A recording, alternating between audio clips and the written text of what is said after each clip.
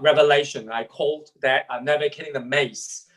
And today's topic is called Unmasking the Trinity. Basically, I told you last time the evil Trinity. And I'll show you the so-called hidden message. Hidden for us, but it's obvious for the first audience. And next Monday will be our last. The topic is called Deciphering Babylon. And the one would be about emotional resonance. So if you allow me to use an analogy to explain to you all three presentations. So last week would be like entree. Today is the main dish. And next week is dessert. So I would say of all the three presentations, tonight would be the most important one. In fact, most of the questions that you asked last time, I'm quite confident that they would be answered by the end of tonight. So let's start our second session, Unmasking the Trinity. Now, I would love to again use a bit of a picture. Last time you used to remember it's about exploration. A team of people exploring a picture looking like Antarctica. So tonight I'm going to use a similar kind of pictorial. It's not designed by me, it's authored by Prezi. Again, using the ice, and the cold weather. So I'll use icebergs as the background. And I think it's good to start by doing a bit of recap, just to revisit what we have talked about last time. Last time I talked about 4 major false preconceptions. The first one, a lot of people believe that Revelation is really a single work. You can just go straight in to read it and understand it. And I explained to you it's not true. Revelation is in a way like a sequel. It's not really a sequel, but like a sequel. And you must be able to understand, first and foremost, the Daniel. Now, I'm sorry about that. I actually forgot to do something very important. So allow me to mute all of you. Sorry about the digression. All right. So that's the very important bit is you need to understand or at least familiar with Daniel and some other prophetic books. And then you can understand Revelation better. All right. Second, the other false preconception is that a lot of people would say, oh, there's so many symbols, they're so mysterious. And then I did explain to you all the symbols appearing in Revelation are basically explained clearly what they represent in the same book, either in the immediate context or further down in the book. The third misconception is that a lot of people just go to read Revelation presuming the account is chronologically presented. And I said, once you started from chapter 4, you would like entering the maze. You're just so confused. A lot of people got very confused. I told you my personal story. When I was a new Christian, my pastor encouraged me to read the book a few times because that's how ancient works would be meant to understood, listening to the story in one go. And I told you about, in fact, there is a sentence marking the digression. So the author actually stopped his discussion when he reached to 11:18 and then digressed to something else and then came back to 15:6. So if you try to understand the whole thing in a chronological way, you have to make the jump from 11:18 jumping to 15:6. And finally, I talked about the final so-called false preconception would be Revelation is about end time. Now, I have to say it very clearly. Revelation is not about end time. But today, at the end of today's presentation, you will see there is another layer of message, very important that modern readers and interpreters usually overlook. So that's what we have done. And then last time I told you about the book division. The book is divided into 3 parts, and use color coding, past, present, and future. And then we focused on present. I showed you the 7 churches, and I told you how each church would feel the message was very relevant For example, Smyrna, when Christ promising the crown of life, actually Smyrna was called a crown because of the geographical landscape. When you are approaching the port, because of the curve and the hillside from afar, it really looked like a crown, or it still looks like a crown if you go to that modern city today. And I told you, even though there are praises, there are rebukes, but the common message using oida to the suffering people, God's message is, I understand. I have understood your suffering. I'm not going to do anything now, but I will. So we talked about in suffering, the waiting is important. So that's what we talked about last time. So today we're going to start our new part. So let's start our new part of presentation. What we are focusing on tonight is focusing on the third part, the red bit, according to book division, the future, about future. So basically from chapter 4 onwards. Now, the key thing that we are going to venture into tonight is symbols. But before I start, let me explain to you the key concept of symbols. I want to show you a symbol. I believe every one of you, when you see this symbol, you know this symbol is relating to Australia. In fact, you are right, because that's a logo for Made in Australia. Okay, the kangaroo, you know, as the logo, the graphic, we all get it. Why? Because symbols are for insiders. Symbols are contextual. Meaning what? Meaning people looking at a symbol, the symbol would be relevant to those who understand the background. So for example, if I carry this symbol to Amazon, you know, the jungle, and then I'll show it to a remote tribe, and I just show this picture to them, I bet, you know, all of them wouldn't have a clue about the meaning of it. They might try to interpret it, they may try to understand it, but no way they would know this symbol actually represents Australia. Now, the message is simple, Made in Australia or Australia related. It's not a complicated thing, it's not rocket science. But if you show a symbol to an insider, the person will get it right away, like you and me. If I show the symbol to an outsider, wow, that is very confusing. So let me show you another example. Now, I want to show you a symbol that I bet 80% of you wouldn't know what that represents.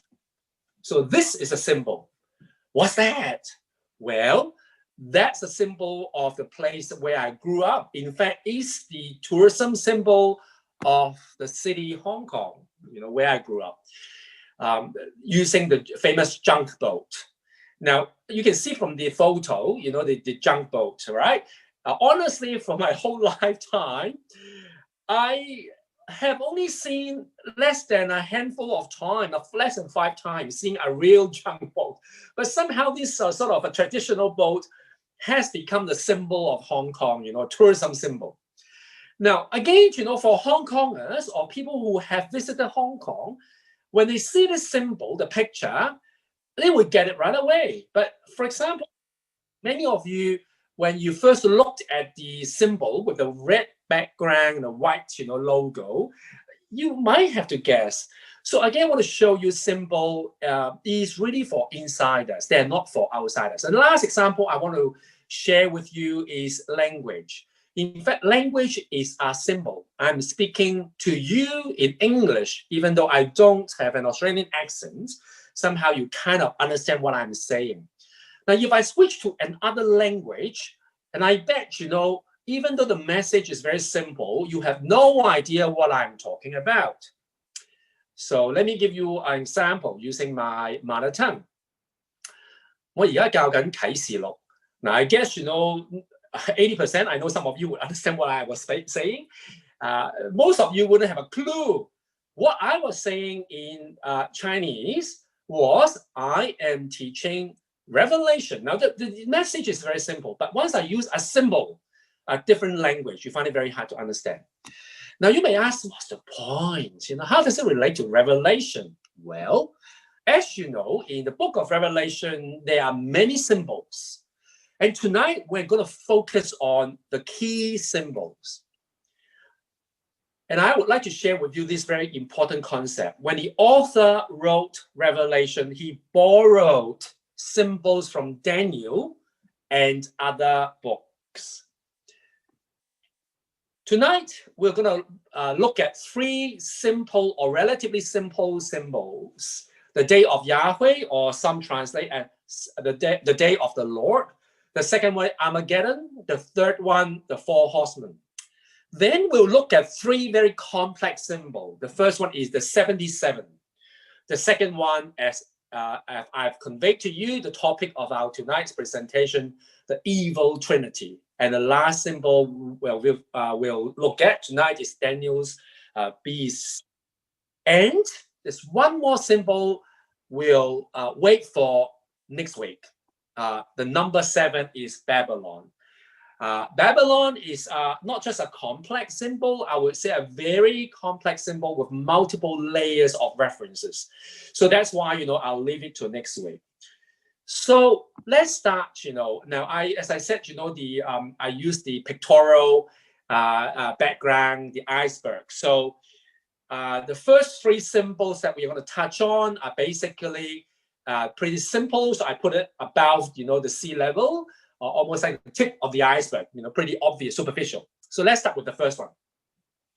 The first symbol I want to cover tonight is the day of the Lord. You can find it in Zephaniah or other Old Testament. Now, I want to just quickly talk about English translation.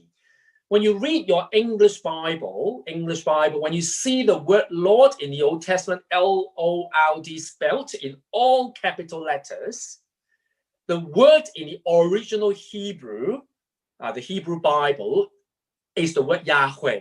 All right, Yahweh. So some translate as Jehovah, which is a very bad translation anyway. I'm not going to explain to you why, Yahweh. But when you look at your English Bible, if you see the word Lord is spelled with the first letter L in capital letter, but then O-R-D all in small letters, that's the word for the Hebrew word for Adonai, which is the word Lord or Master. So when you look at your English Bible, when you read it, when you come to this phrase, you will see the phrase is called the day of the Lord, all capital. So literally is Yahweh. In Zephaniah, not just in Zephaniah, in other places in the Old Testament, you find this term. The great day of the Lord is near and coming quickly. The cry on the day of the Lord is bitter. The mighty warrior shouts his battle cry. I want to just mention 2 points. First one is, initially in Zephaniah, when you look at the day of the Lord, is relating to war. So you see God is portrayed as a mighty warrior. All right, so this is pretty simple. The second one is not that simple. Now, the day of the Lord is pretty much what now Christians will call end time. All right. Now, the Old Testament saying the day of the Lord is near. And a lot of Christians still today would imagine this is really about the Western understanding of timeline. So I need to tell you a personal story. So I'm going to stop because I don't want you to just look at the screen and listen to me. So I'll just stop sharing screen now. I'll tell you a real story, which I learned when I did theology in US. As I said, most Westerners, and including Asians like me, whenever we talk about timeline, it's always linear. For example, I would say, Christmas is coming quickly. Now, when I say this, Christmas is actually coming in a few weeks' time, 2 weeks' time. Am I correct? Very quick. So that phrase is coming quickly. In our mind, we look at our linear timeline. Our mind will be focusing on, how many days, how many weeks, so looking at sort of like a timeline. So this is how we perceive a message say coming quickly. Unfortunately, though, it cannot be applied to ancient Jewish understanding of timeline. The Hebrew peoples in the ancient world didn't understand timeline as you and I. So when I was in seminary, I learned from my professor about it's hard to understand, all right? So I'll give you an example. To understand how to understand the ancient people understanding time. So let me give you an example. You would understand it because it happened not to me directly, but to my my mentor. So I'm talking about in the 90s, all right, early 90s, when I was very young. I was a new Christian, worshiping as a local church. And at that time, I remember in Hong Kong, it was quite a challenging time because for some unknown reasons, a lot of people got this habit, horrifying habit. They threw stuff out of their windows. I'm talking about in Hong Kong, most people are living in high rise. Now, I was a very naughty boy when I was a kid. I threw stuff too. I threw papers, plastic erasers, pens, and all kinds of stuff, tissue papers. I would blow my nose. I would just, chuck it out of the windows. So it's quite harmless. That's not really, but at that time, I think it lasted for about a few months. People were chucking out television sets, chairs, and I heard, I'm not so sure whether it's real or not, a small fridge. It's very hard to imagine how that could happen. It would be false. Definitely people were throwing stuff. Now you have to understand that could kill people. So I remember, one day on Saturday, I went to our church fellowship group for young adults and uni students. And our mentor, just arrived at the church and shared with us this horrifying story. He was walking to catch a tram to the church. And when he was walking down on the street, all of a sudden, he actually saw a pane of glass landing about just not too far away from him. Now, they were not safety glasses, okay? So all shattered. So he was saying if he had actually walking on that particular spot, he could have been killed. Now, let me use that analogy to tell you about what you're talking about, Sunny. We're talking about the day of the Lord is coming quickly. So imagine you actually just use your imagination. You are walking down, on the street in the CBD. Our CBD is quite a few high rises. And all of a sudden you heard a noise. And then you look up and you saw a television falling down. Now, by the time you see the television sets, there's no time for you to prepare. All right. So you imagine that is quite horrendous. So this is a concept of the ancient Hebraic understanding of time. When you see something coming quickly, it's not linear. It means when you realize that that particular event takes place, it's so quick that you can't prepare for it. All right. So when you see the wording say the day of the Lord is coming quickly, that actually means, yes, you have to wait, when you realize it's happening, it's really quick. So in the New Testament, if you read the gospel stories, Jesus actually uses a very similar mentality.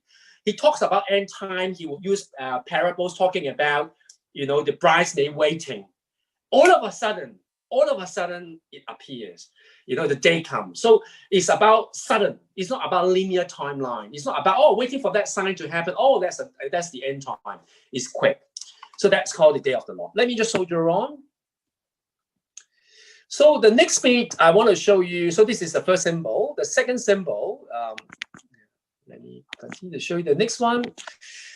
The second symbol is called Armageddon. Now, Armageddon in the Old Testament is called Harmageddon. And Har is actually the word for mount or mountain range. So it first appeared in Ezekiel. Now, let me show you what's going on. Now, this is a map.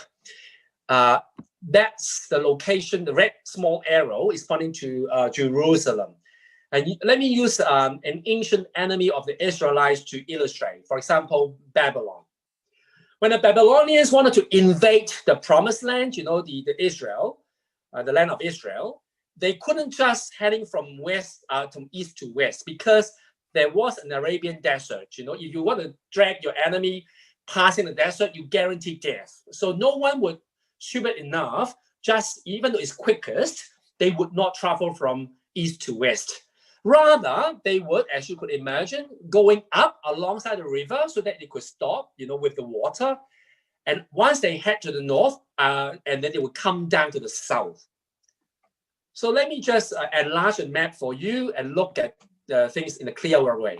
So this is Jerusalem. When the army coming down to invade the southern kingdom, for example, the capital city, of course, the army of the ancient Israelites would head up to meet with the enemies, and they would come face to face to this particular place. A big valley. On one side is a mountain range. Now, I went there in the 90s, and before the time we had, digital camera. So I took multiple pictures. I used, Scotch tape to paste them together. So you can see the lines. I got arrows. All the arrows, the vertical arrows are pointing to famous mountains. I couldn't remember which one is which. One is Mount Carmel, all the way down to Mount Zion. So you see, it's a very big valley with a mountain range. So Harmageddon, or later on people call Armageddon, is talking about this big valley next to the mountain range. It's huge. You could accommodate lots of people. Now, this is only a modern picture. It's only a snapshot of a small part of this big valley. The last battle fought in this valley, if I'm correct, I believe it's 1917. The Turkish army actually, I had no idea what battle they were fighting, but there was a huge battle in 1917, if I'm correct. So that's called Armageddon or Harmageddon. Now, I want to show you how Revelation borrows the symbols. In Ezekiel, it talks about the nations called Gog and Magog, enemies of God. And in Ezekiel, the prophecy is talking about in future years, you will invade the land, so on and so forth, whose people were gathered from many nations to the mountains of Israel. Now, you understand Armageddon, the mountain range, the valley. You read Revelation, you will see how the first symbol, the day of Yahweh, and also Armageddon being borrowed. So in Revelation 16 and 20, you will see the demonic spirits assemble for battle on the great day of God, so borrowing the idea of the great day of Yahweh. And they assemble at the place in Hebrew called Armageddon. And later on, you're talking about the nations, the enemies called Gog and Magog. You see the color coding, you see it's boring. So as I said, Revelation, the author of Revelation basically borrows a lot of symbols from the Old Testament. Next symbol, very famous even among non-Christians, because we've got, kind of movies and talking about four horsemen, the apocalyptic kind of imagery. Well, in Revelation 6, you will see four horses, but the concept of four horses actually first appeared in Zechariah. You look at the colors, quite intriguing. In Zechariah, you've got red, black, white, and gray. You look at Revelation, it's white, red, black, and pale green. So three colors are exactly the same, but in Zechariah's gray becoming pale green. All right, so that's all for these simple symbols. So before I give you a break, I want to go to the fourth symbol, a very complex one.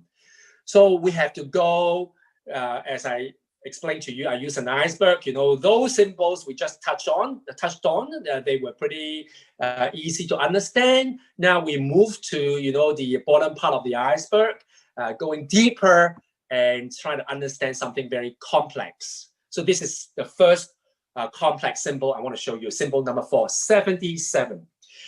Now, in the book of Daniel, there is a mentioning of 77.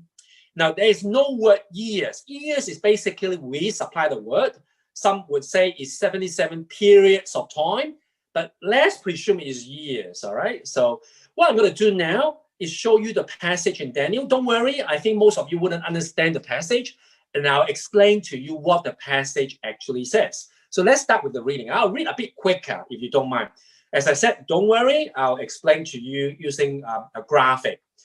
In Daniel chapter 9, it says 77s are decreed for your people to finish transgression, to bring everlasting righteousness, and to anoint the most holy. All right, so it says, how do we know? Well, this is how you know the timeline. Know therefore, from the time that the decree went out to restore and rebuild Jerusalem until the time of the anointed one. Anointed one literally is Messiah, Mashiach, and that means the word Christ, all right? The anointed one. There shall be 7 and for 67 Jerusalem shall be built again. And after 7, the anointed one shall be cut off, all right?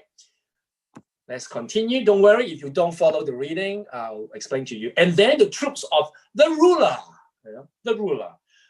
who is to come, shall destroy Jerusalem and the sanctuary. His end shall come with a flood. He shall make a strong covenant with many for 1 7. And in the middle of the 7, he shall make sacrifice and offering cease, and then doing all kinds of horrifying stuff. All right. So let me give you a graphic understanding, because it's pretty hard to understand what Daniel's passage is. In the passage, it says, from the decree to rebuild Jerusalem. That means, a king would decree that people could go back to Jerusalem after exile to rebuild the city until the king is cut off, or is executed in modern terms. All right. So the two events would be 7 and 7. If you are good with maths, that means 1697. So between the two events, 1697. I want to show you an ultra-literalistic interpretation. Now, some of you would believe it should be the view, some of you would disagree, but I just want to show you. Some scholars would argue it is really a prophecy. Let me show you why. In Jewish calendar, unlike our calendar, their 1 year is 360 days. So 69 times 7 is basically 483 years. And 483 years times 360 days per year, 173,880 days. In history, we actually discovered using our Gregorian calendars, which is 1 year is 365, as you know, 0.25, but we use 365 because we have leap years. Archaeologists was able to ascertain the day when, if I'm correct, the Persian king actually decreed not just for ancient Jewish people, but many other peoples who were once captured by the Babylonians to return to their own town to rebuild, because there was a monument being discovered by archaeologists, and using the inscription, they were able to ascertain the decree actually went out in March the 5th using our calendar, 444 BC. Now, the second date is really a conjecture. Some scholars use Lucan, meaning the Gospel of Luke, the timeline, sort of the governor's rulership, so on and so forth. And they use that as a timeline to calculate the time when Jesus was crucified, would be AD 33, March 30th. So they calculate between the two events, the 2 year. I'm not going to tell you all the details. 1 BC goes straight to 1 AD. Of course, you understand there are leap years. I'm not going to go through how they go through it. You can do your calculation later on. And then you add the leap years plus between the two sort of months, March 5 and March 30, they're 27 days. You put them all together, the date is exactly 173,880. So some say is the one in Daniel was actually a prophecy being fulfilled. Now, some of you would embrace it, some of you would reject it, but the most important bit I want to show you now is that regardless which camp you belong to, there is one very important message overlooked by both camps when they read Revelation. And I'm going to show you what that is. But let us continue. In the passage of Daniel, it says, it doesn't end there. After the king, the anointed one, is cut off, and the final consummation, meaning everlasting peace, there will be one last 7. And as I said, I use the word year, as some people would. Now, what's going on? What are you talking about? as I said, you know, the author of Revelation borrows the symbol in Daniel and other prophetic books. Daniel talks about the 77, we presume, years. And the book of Revelation focuses on the last 7 years. Let me show you. So, as I've told you, remember this is the picture I sort of, you know, alluded to. The green bit, past, blue, present, and the red bit, basically future. And I told you there's a digression. Remember 11:18, digressing, you know, to something else, coming back to 15:6. So the whole book of Revelation, the red bit, which is from chapter 4 all the way to chapter 19, basically is about using Daniel's symbol, the last 7 years. All right. Chapter 4 to chapter 11 is the first 3.5 years. And then chapter 15 to chapter 19 is the final 3.5 years. Now, what's going on with the digression? Well, the author of Revelation revisiting the first 3.5 years, almost revisiting what he had already written from chapter 4 till 11. Why would he do that? I remember one of the questions that you asked last time. Why so confusing? I have a theory, and I'm going to prove it to you at the end of today. I believe it was deliberate. It was a deliberate act. He deliberately causing confusion, you know. It's a deliberate way to do a bit of confusion. Why? It's not confusing the audience, the intended readers. It's not readers, the audience. I think the author was trying to confuse people, especially those outsiders, the unintended audience. And in the digression, he packed a lot of familiar symbols so that the intended audience would get it. Remember I told you earlier about symbol? I showed you the Australian symbol and Hong Kong. Really, if you are insiders, you look at the symbol, you get it right away. But if you are an outsider, you haven't been to Australia, you haven't heard about Australia, you haven't been to Hong Kong, you look at those symbols, very confusing, even though they are very simple, the message. So at the end of today's presentation, I'll show you the digression really is a deliberate act to confuse people so that outsiders and unintended audience would not get the meaning. So after the break, you'll see why. So let's continue about the 7 years. The book of Revelation talking about 7 years is how the author trying to tell you in this way. So there are 3 groups of events.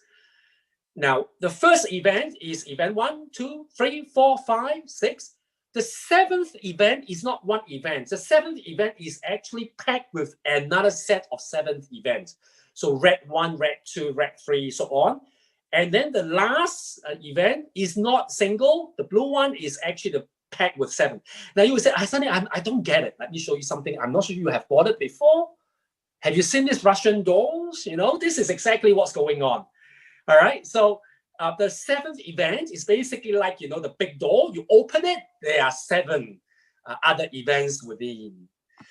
And in the book of Revelations, they have names. The first 7 events is called 7 seals.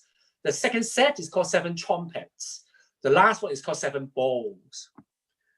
Let's pay a closer look. In a very simple way to understand, all these events are basically about war, famine, chaos, and so on. But if I show you a clearer picture using Daniel's, remember Daniel's passage we talked about, using a timeline, let me show you how you could understand Revelation. This is what's going on. There are 3 sets of horrifying events. The first set, the first so-called 7 events, focusing on ruler, wars, and so on and so forth. The second set, the 7th trumpet, is the natural disaster, and the final set is about supernatural disaster. And this is a timeline. The first 4 events, the ruler, of course, is an evil ruler, and then wars, famines, and plagues are represented by the 4 horsemen. And they lasted for about 3.5 years. The natural disaster and supernatural disaster would be another 3.5. And how do you do the timelines? The book of Revelation, borrowing Daniel and using this particular understanding. When the evil ruler signs a peace treaty with the Israelites, that's the starting point. Almost like a stopwatch, you start, counting. First 3.5 years, there will be 4 horsemen, meaning rulers, an evil ruler coming, as you can see. There will be wars, there will be famines, there will be plagues. In the middle of the 7 years, as in Daniel's explanation of the passage, the ruler will breaches the treaty. The ruler will show his true color. And then you will see a lot of natural disaster and a supernatural disaster. And then in the book of Daniel, at the end of the 7 years, the anointed one, the everlasting peace will come. But in Revelation, the author using that particular understanding to say that's the point when Christ would return as the Messiah. Now, so let me give you a quick kind of explanation. The first 3.5 years is chapter 4 to 11. Some argue the 7 seals are representing what we call human's perspective of what's going on. And then the digression is again revisiting the first 3.5 years by giving you, some people say, a divine perspective.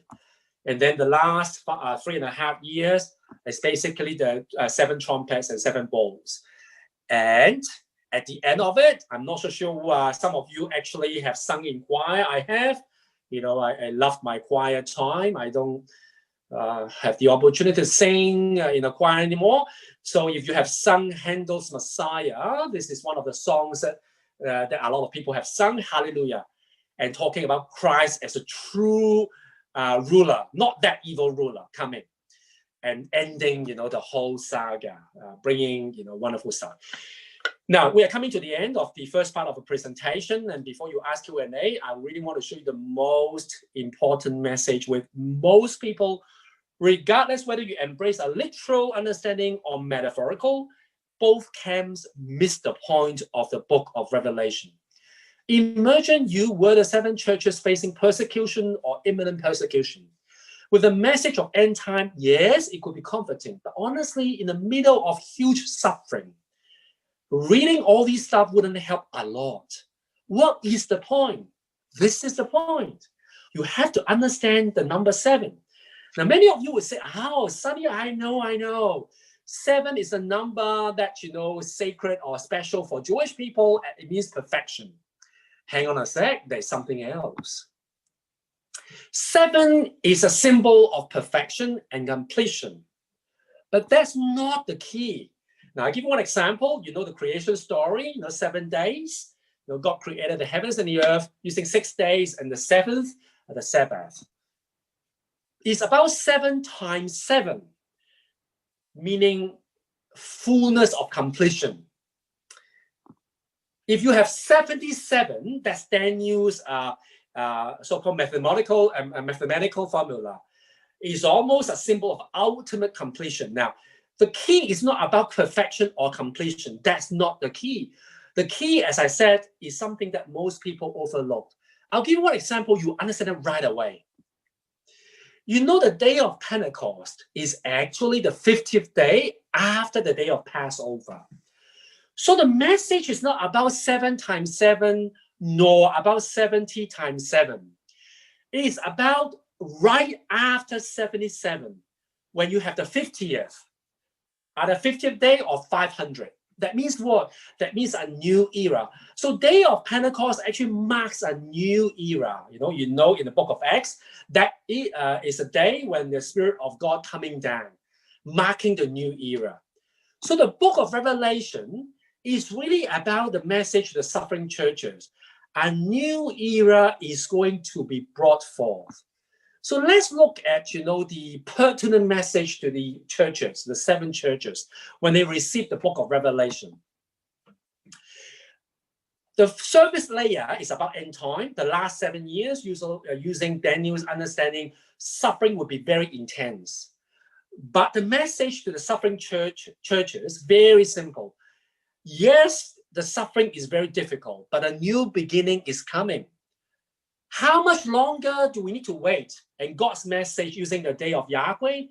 Soon, but when it comes, is very sudden, and it comes quickly. And the message, as I've shared with you, God's message to the suffering people is, I have understood, I truly understand what you're going through. I'm not going to fix it right away, but I will do something. I will do something soon. When it comes, it will be very sudden. So that's the message of so-called 77. Now, I think, I'm going to stop sharing screen. This is the first part of my presentation. It actually took longer than I expected. But again, I'm open up for questions and comments. Then we'll have a quick break and we'll come back to the second part. But I'll open the floor, and you need to unmute yourself. Don't worry, you need to raise your hand because I can't see all of you. So just unmute yourself, and then you can make a comment or ask a question.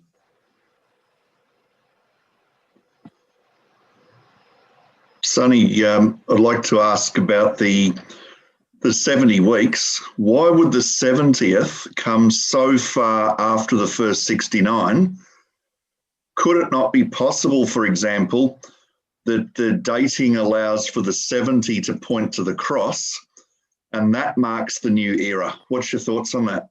Yeah, so I think some interpreters would argue, once the Messiah is cut off, you have to understand when Jesus is crucified, it is the symbol of the Jewish people rejecting the king. All right? So some argue once, Jesus is crucified using the Mashiach being executed, the whole time pauses. All right? So almost like you use a stopwatch, you're counting, the 69, 7 coming, that point, and all of a sudden it stopped because they argue, the Jewish people rejecting the king. So you have to pause the time. And then, now some interpreters will argue is a different kind of time. There's no time. What we are going through at the moment, some would say, is basically pausing. There's no time. But once the evil ruler appearing in history and signing the treaty, the stopwatch would resume. All right? So that's how they understand the calculation of time. So I use your question. Some interpreters basically use the crucifixion as the point when the whole time described in Daniel being paused, hit the pause button. So that's how they understand it. So at the moment, it's basically we are hitting the pause, they would say. Until you will see historically the ruler coming and sign the peace treaty with the Israelite, it would mark the time when that the stopwatch resuming. Is there any interpretation? Yes. Sorry, is there anything in the Bible that would give warrant to there being a pause? Because a pause seems illogical. Yeah, it is one of the most logical arguments that people would provide it, but I can tell you not at all. The other argument is the whole thing should be treated as metaphorical. Okay, so Daniel actually the author of Revelation actually borrowed the symbol purely, not even trying to create another prophecy, but use that as a symbol to create a contemporary argument. But if you ask me whether there is a particular passage to verify, to confirm the stopwatch pausing, now there's none. It is really a conjecture. All right, so I would say I won't die for it. I'm not going to be a martyr for this. It's just an argument. Okay. Mm. Any other comments or questions?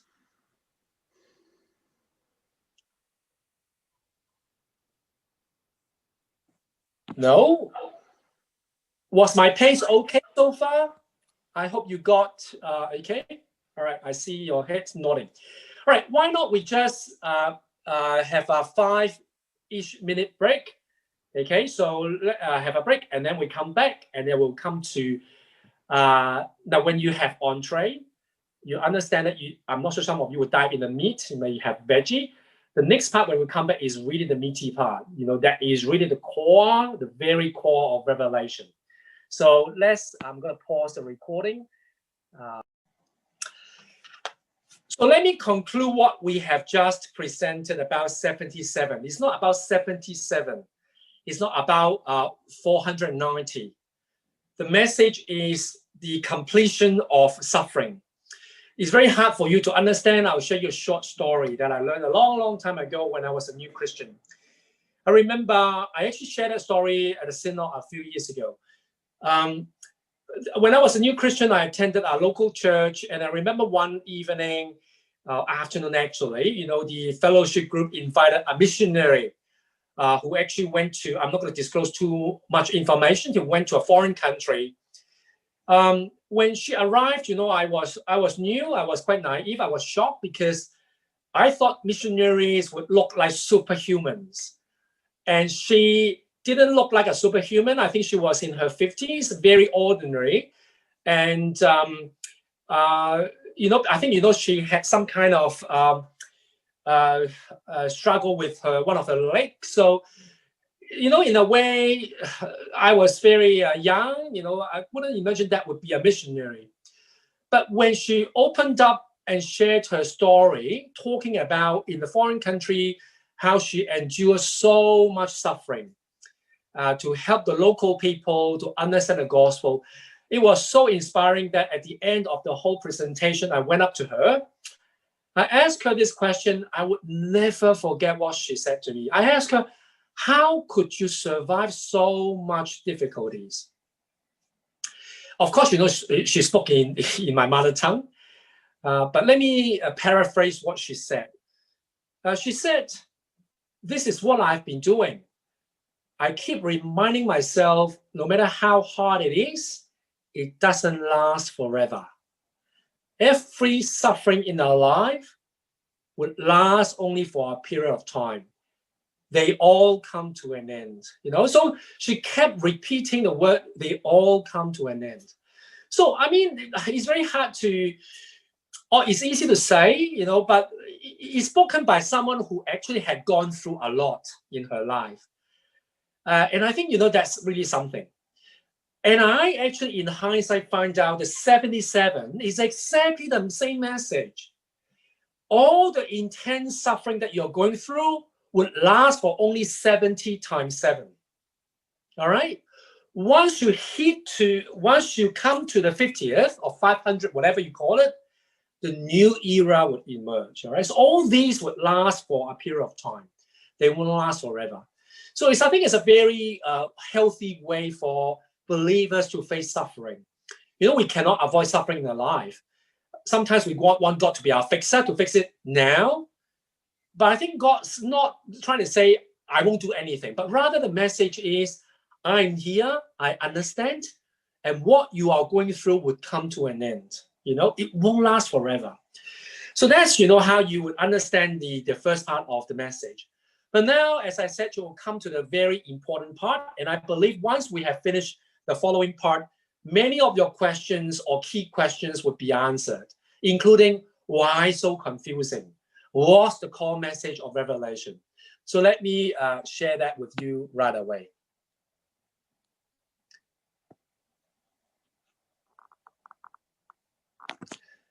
So let's continue the presentation. Now we are going to a different part, a different iceberg, and there is no tip of the iceberg, so to speak. It's nothing superficial. We dive into complex. I want to share with you 2 complex symbols.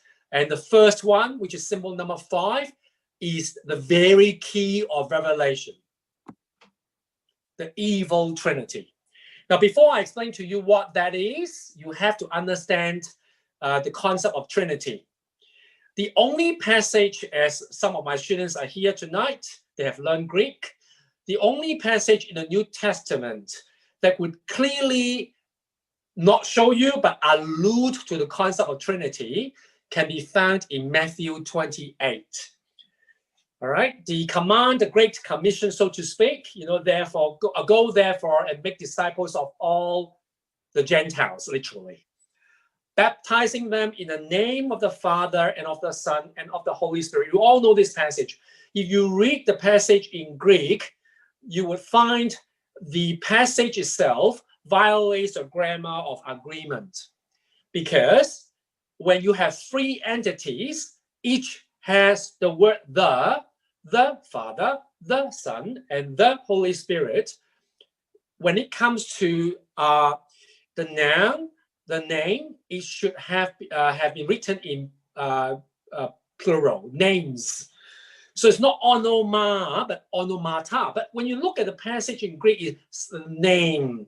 Very strange. You know that for Hebrew people or Jewish people, name is exceptionally important.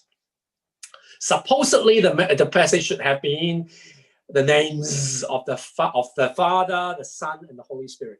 So it's allusion. It's not direct reference. Somehow the three individual entities marked by the article the, it's got name, not names.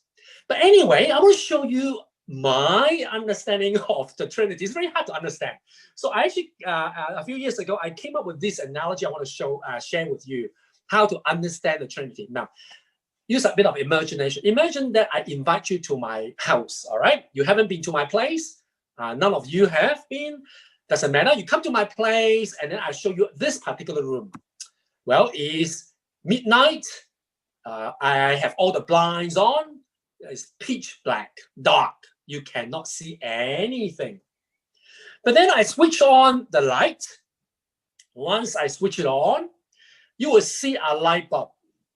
Now, if I ask you this dumb question, do you see light or light bulb? I believe your answer would be, well, I see both, right? You see light clearly, light, coming out, emerging. But at the same time, because there's light, you can see the light bulb. Because before I switched on the light, when it's pitch black, dark, you cannot see the light bulb. You have no idea what shape it is. Even though I tell you there is a light bulb, in the room, guess what shape it is? Well, you don't know. But once you switch on the light, you can see light coming out and the shape of the light bulb. But as you know very well, the reason why light emerging out of the light bulb is because there is electricity. Now, you have to understand the three things are totally different things. A light bulb, light, and electricity. All right, using the picture, I use a bit of a diagram. But if I give you a task after our presentation tonight, I believe that in your house, you must have a light bulb. Separate the light from the light bulb and separate both from the electricity. Can you do that? Can you go to your room and say, okay, now I do a surgical procedure to somehow separate the light out of the light bulb and somehow separate the electricity? You cannot. The three are one. All right. So the light emerging out of the light bulb because of electricity, the three distinct entities, but you cannot separate them. They are all in one. All right. So this is how I explain to people about the concept of Trinity, because in the concept of Trinity, let me explain before I use that. One person is in itself invisible. You can't see it, the light bulb. All right. You don't understand it. You don't know the shape of it. But when light's coming out the light bulb, the light will also show you the shape of the light bulb. Without light, you can't see the light bulb. And of course, behind the scenes, there's something invisible. It's electricity. So the one person is like the light bulb, the person requires the second person, the light, to show, the shape of it. But there is a third person behind the scene operating so that there is light emerging out, electricity. Now, in the ancient time, they didn't have light bulbs. So they came up with two sets of analogy. The first set is, they call the first person God, the second person Son of God, the third person Spirit, or Father, Son, and the Spirit. So why? Whenever people use Father and Son, they immediately jump into the Western biological understanding. It's not true. If you were a Jew in the early century, you understand the Father-Son analogy is talking about kingship, especially Psalm 2 and Psalm 110. If I'm correct, Psalm 110 is the most quoted psalm in the New Testament. It talks about inauguration of a king, because it's using ancient world, the understanding of, not necessarily always the case, but in some cases, before the father king died, he would inaugurate a king, and he would ask the son to sit at his right hand, and then introduce the king to the whole, ministers, the whole clan, saying, "This is my son." Now you can remember, all the baptism story, all right? That's the inauguration. So when you say the father and son analogies, it's not about biological thing. It's about the kingship, the father king and the son king. Once the inauguration is done, the father would hand over all the authority to the son. He would keep quiet, and the son would represent the father to speak and to rule. So that's the analogy called father and son. One would keep quiet. The son who is from the father, being inaugurated, would come out, But the other one is called spirit. Why spirit? Because in Hebrew, the word spirit, ruach, and in Greek, I haven't shown you Greek, pneuma, both cases, both words means wind and spirit. It's a good analogy because spirit is like wind. You cannot see it. None of us can see wind. Wind can be gentle, but at the same time, very powerful. So that's why I use it to represent the other person. And finally, the son also have another set of analogy called the word of God, meaning what? Now, if you haven't known me before, I come to visit you and I keep my mouth shut, you have no idea what I'm thinking. But once I open my mouth, you would know what I'm thinking because I use my words to convey my idea. So the concept of word of God is very similar. God, the invisible one, you wouldn't know what God is like, the thought of God. But the second person actually convey to people, like the word, like a spokesman or spokeswoman, expressing the idea and so on. So that's why we have this sort of concept. So let me conclude before we move on to the Revelation. The Trinity, I use the concept Trinity. There are three persons. They are together in one, but they are three independent entities. You really can't separate them. They work together closely. And the first person I call, not the Bible, the invisible one. All right. And the second person I call the front man. The front man makes known the invisible one to everyone. Representing the invisible one and to make known the thought, the idea, the mind of the invisible. And finally, there's someone working behind the scene, like the electricity, all right? I call it behind the scene promoter. Now, these terms are actually invented by me and not from the Bible, all right? So don't confuse when you read the Bible. Suddenly, I can't see the phrase invisible one or front man, or front woman. So I use the analogy. Now, what is the evil trinity? Remember I told you there is a digression? When you read until 11:18, all of a sudden, oh my, the author started to digress and revisit the first 3.5 years. Well, guess what? And right there, the author included the symbol or the set of symbols I call the evil trinity, which is a most important message in the book of Revelation, apart from the end time message. So let me show you what the evil trinity is all about. When you read the digression, starting from chapter 11 till 15, you will see there is a symbol called the dragon. And later on, the author actually named who that is, called Satan. And as I said, I call that the invisible one. You can't see Satan.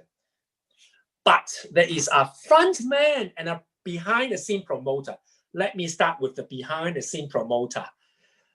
Beast from the land, the Bible, the Revelation calls. But later on, as I told you, all these symbols are being explained.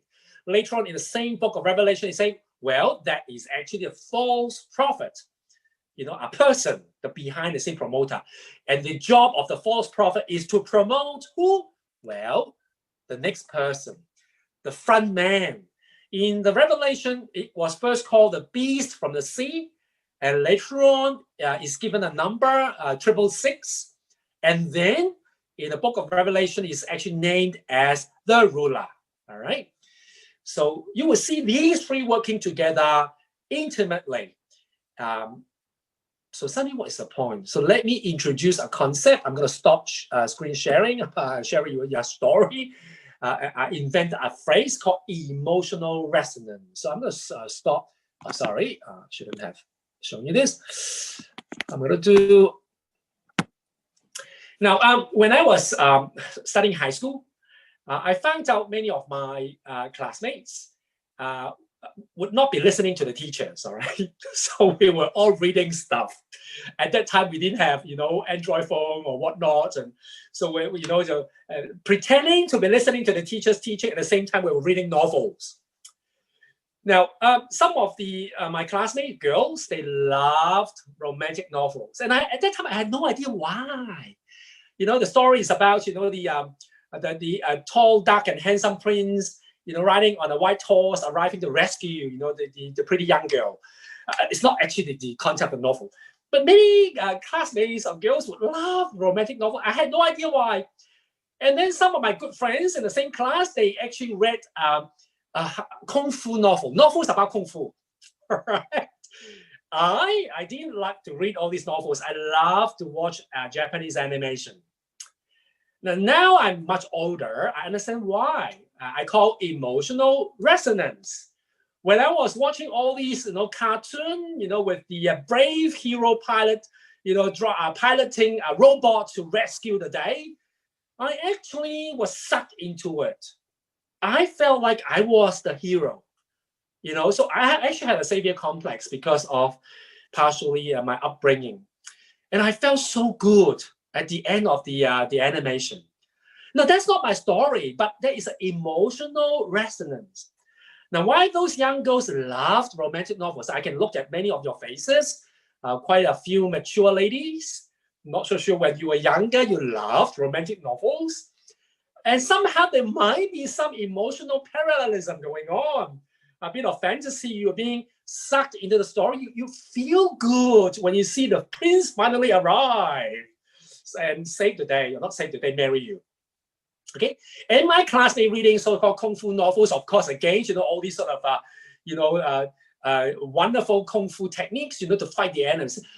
So even though we are now mature, that's why powerful films and documentaries are so good to our souls. Because even though they are not our stories, we are being sucked into it, being inspired. We feel like we are the protagonist going through the journey. And it actually creates emotion within us. Don't you agree? I hope you do. So this is we human beings love stories and narratives because they're not theories and boring stuff. They resonate with our human being emotion. It inspires us. It helps us to go through tough time. It helps us to get away from reality. It creates fantasy. And I want to show you the evil trinity is not just about end time, because I now want to show you for the audience, the first audience, the audience at the 7 churches, when they listen to the message of the book of Revelation reading out to them, immediately all these things came to them right away. So let me show you what they would be. I'm going to share screen with you again.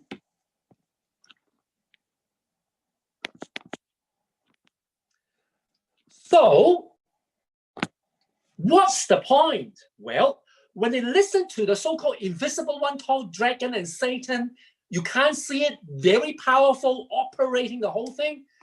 What comes to their mind is something else, is their own Roman Empire. The powerful empire is not a human being. It's not a force, but it is, in a way, an invisible power.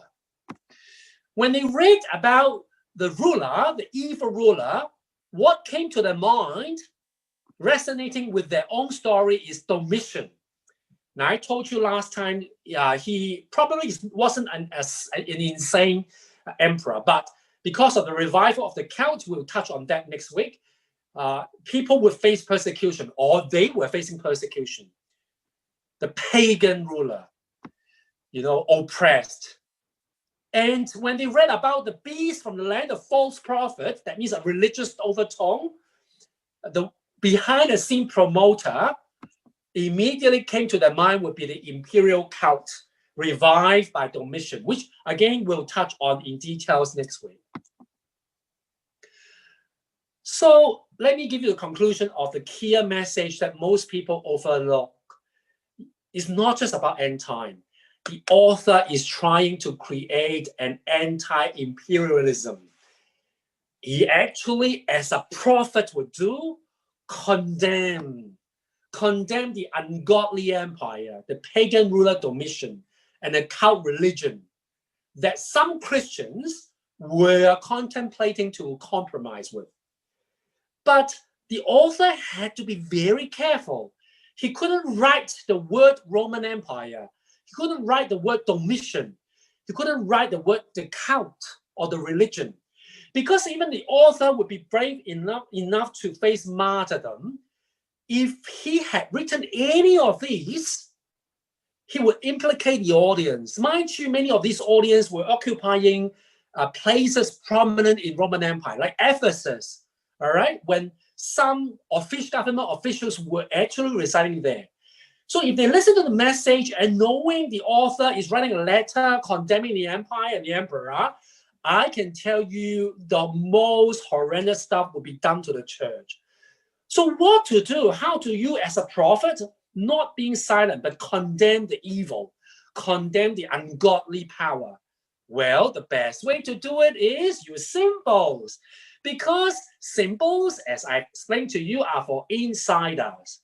So the author borrowed symbols from Daniel's, because the audience at that time didn't have so-called the New Testament. The sacred text they had is what we now call Old Testament.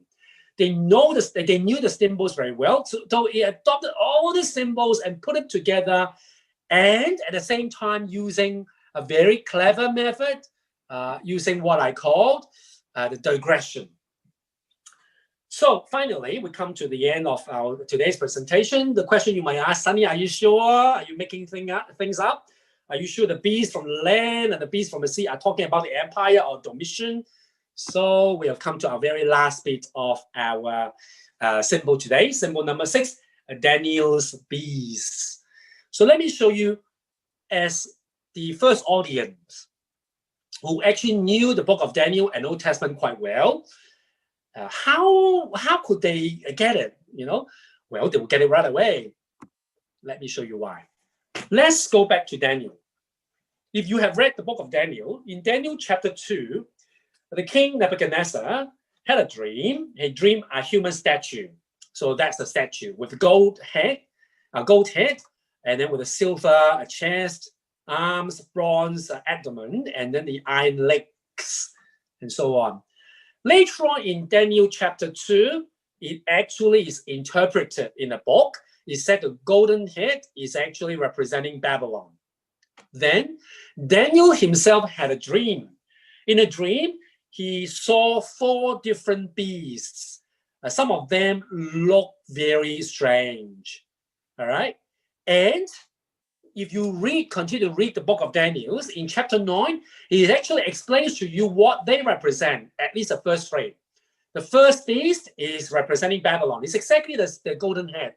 And then the second beast representing Persia, Medo Persia. The third one, Greece. Now, the fourth one, the beast, is the weird, I'm not so sure weird, the most weird ones of all. A very strange beast. In the book of Daniel, it never explains to you what that represents.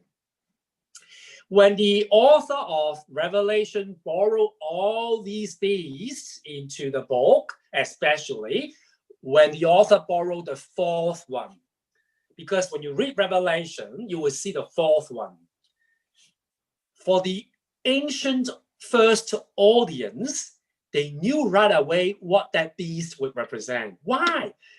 Because they lived in the 1st century. In the history, they knew Babylon had come and go, the first beast. Medo Persia had come and go, the second beast. Greece, Alexander the Great, had come and go. And now they are in the era what Daniel's beast, the 4th one, would describe. Well, what's that? They were living in Greco-Roman world under Roman Empire. So when the author using the 4th beast in the book of Revelation, every single audience will get it right away. Of course, that's the empire we are living. So you don't need to write the non-Roman. The audience will get it. Next, base of the sea or the ruler is Domitian. Why? First, let me explain to you the number 666. Now, this is only my interpretation. A lot of scholars may disagree.